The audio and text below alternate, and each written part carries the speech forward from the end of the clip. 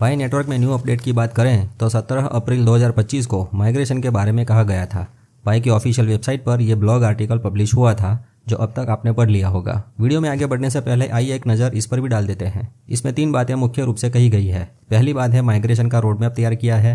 First migration में कौन से पाई मिलेंगे, दूसरे माइग्रेशन में कौन से पाई मिलेंगे और उसके बाद रेगुलर माइग्रेशन मंथली या क्वार्टरली बेस पर करेंगे, उसकी रूपरेखा तैयार होगी।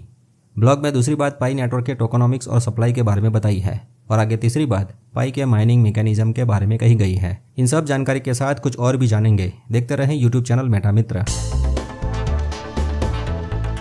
पाई नेटवर्क की ऐप मोबाइल में इंस्टॉल करके जो लोग हर रोज एक क्लिक करके पाई बनाते हैं उनको मतलब पाई नेटवर्क के यूजर्स को पायोनियर्स कहते हैं।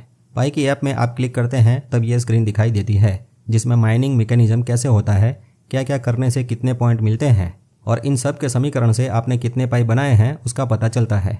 ये समीकरण का गणित डिटेल में जानने के लिए ये वीडियो देख सकते हैं। आपने जो पाई बनाए हैं वो आपके वॉलेट में दिए जाते हैं। पाई की टीम सभी पायोनियर्स को उनके वॉलेट में पाई सेंड करती है। उस प्रोसेस को माइग्रेशन कहा जाता है। पाई नेटवर्क के पाई कॉइन्स को एक बड़े असली ब्लॉकचेन नेटवर्क में ट्रांसफर करने की प्रोसेस को मेननेट माइग्रेशन कहते हैं। ये मेननेट माइग्रेशन का काम आसान नहीं है क्योंकि पाई नेटवर्क में 6 साल से करोड़ों लोग पाई कॉइन्स बना रहे हैं। सभी पायोनियर्स के डेटा को चेक करना, धोखाधड़ी को रोकना और सही पायोनियर्स को कॉइन देना बहुत बड़ा काम है, बड़ी जिम्मेदारी वाला काम है। फिर भी पाई नेटवर्क में 19 मिलियन से ज़्यादा लोगों का माइग्रेशन हुआ, वो क्रिप्टो इंडस्ट्री में बड़ी उपलब्धि है क्योंकि माइग्रेशन करने से पहले सबको KYC अपनी पहचान का सत्यापन करवाना पड़ता है, उसके बाद ही पाई मिलते हैं। KYC प्रोसेस से लेकर माइग्रेशन तक पायोनियरों से कोई डॉलर या रुपया नहीं लिए गए। ये KYC प्रोसेस करके पास होने के बाद जो पाई दिए गए हैं उसको फर्स्ट माइग्रेशन कहते हैं। अभी भी पहला माइग्रेशन देने की प्रक्रिया चालू है।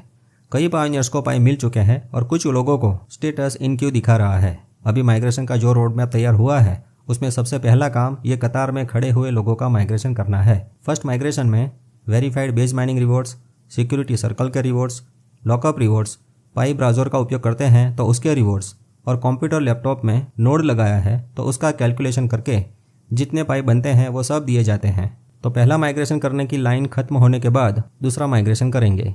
अब दूसरे माइग्रेशन में कौन से पाई मिलेंगे, तो भाई जो पहले माइग्रेशन के समीकरण में रिवॉर्ड्स मिले थे उसी प्रकार गिनती होगी, परंतु इस बार एक और चीज़ जोड़ी जाएगी। वो यह कि आपने जो रेफरल टीम बनाई थी उसमें जिन लोगों का KYC पास होकर माइग्रेशन हो चुका होगा उनके हिसाब से आपको पाई मिलेंगे। उदाहरण के तौर पर आपकी टीम में 10 लोग हैं परंतु उनमें से सिर्फ 5 लोगों की KYC पास हुई और उनका माइग्रेशन हुआ है, तो 5 लोगों के हिसाब से फिर से सही गिनती करेंगे और उसके बाद दूसरा माइग्रेशन होगा। देखिए 19 मिलियन लोगों का ये कैलकुलेशन एक बार फिर से करना होता है।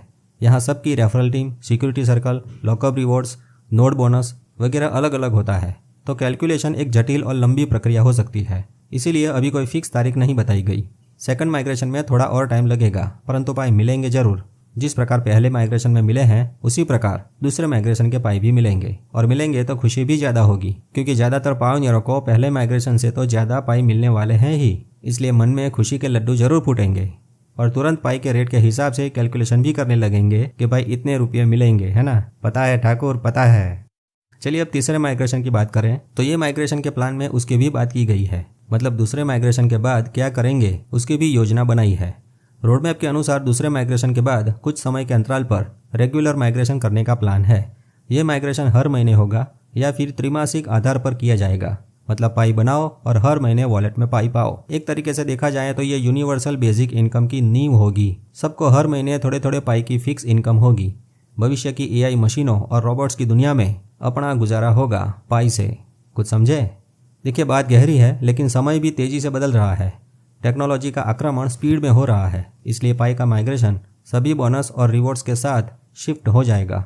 रेगुलर माइग्रेशन करने की ज़रूरत पड़ेगी। ये एक तरीके से नया फेज होगा जिसमें हो सकता है यूटिलिटी के रिवॉर्ड्स पर ज़्यादा फोकस किया जाए। वैसे भी पाई की टीम ने कहा था कि समय आने पर पाई के समीकरण को या एल्गोरिदम को अगर बदलने की ज़रूरत लगी तो बदलेंगे। हो सकता है इकोसिस्टम की ऐप का उपयोग बढ़ाने के लिए नए तरीके के यूटिलिटी बोनस पॉइंट्स भी मिले जिनकी बदौलत पाई बनने का रेट और बढ़े और लोग ज़्यादा पाई बना सकें। ब्लॉग में आगे पाई के टोकनॉमिक्स और सप्लाई की बात की है। जिन्होंने मेटा मित्र चैनल का ये 148 नंबर का वीडियो देखा होगा उनको पता रहेगा। डिटेल में समझने के लिए वो वीडियो फिर से एक बार देख सकते हैं। जिन्होंने नहीं देखा उनके लिए शॉर्ट में बता देते हैं। मित्रों कुल मिलाकर 100 बिलियन पाई बनने वाले हैं, उसके बाद नहीं। 100 बिलियन मतलब 10,000 करोड़ पाई या 100 अरब पाई कह सकते हैं।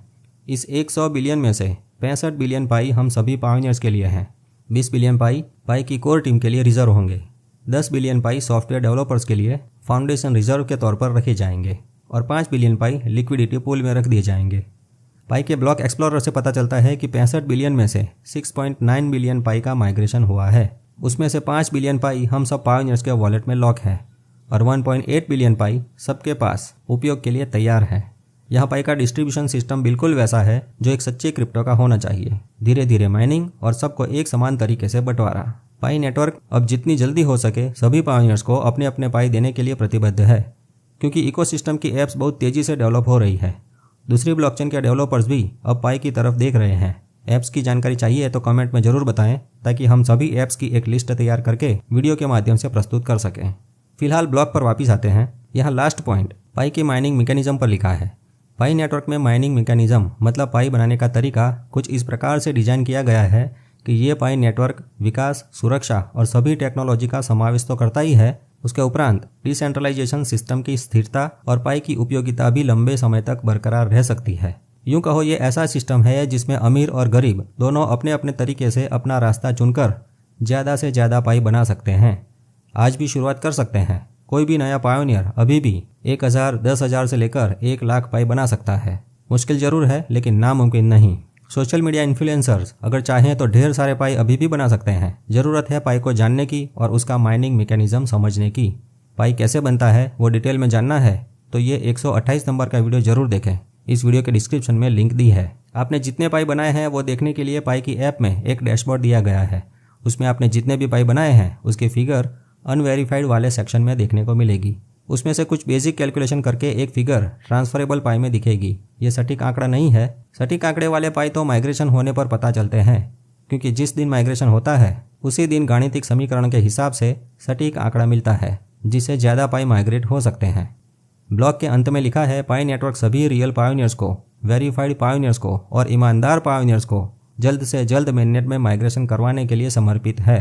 पाई नेटवर्क चाहता है कि उसका कॉइन लंबे समय तक चलता रहे और सभी लोग इसका फ़ायदा उठा सकें। इसके लिए उन्होंने कुछ खास नियम बनाए हैं, जैसे कि पाई कॉइन सिर्फ कुछ अमीर लोगों के लिए नहीं है। जो लोग पाई नेटवर्क में मेहनत करते हैं, मतलब माइनिंग करते हैं, दूसरों को टीम में जोड़ते हैं और पाई की इकोसिस्टम में पाई इस्तेमाल करते हैं, पाई का ब्राउज़र का उपयोग करते हैं, उन्हें ज़्यादा फ़ायदा मिलता है। पाई कॉइन उसी को ज़्यादा मिलेगा जो पाई नेटवर्क को बेहतर बनाने में मदद करेगा।